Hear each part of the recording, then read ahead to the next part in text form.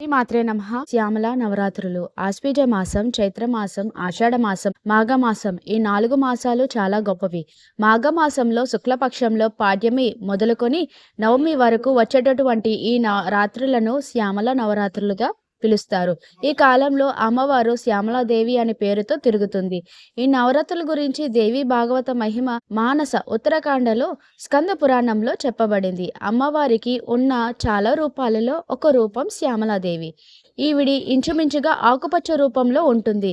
శ్యామల నవరాత్రుల్లో ఆకుపచ్చ రంగులో ఉండేటటువంటి అమ్మవారిని పటాన్ని కానీ విగ్రహం కానీ పూజా మందిరంలో పెట్టుకొని 9 రోజులు అమ్మను పూజించి పాయసాన్ని నివేదించాలి.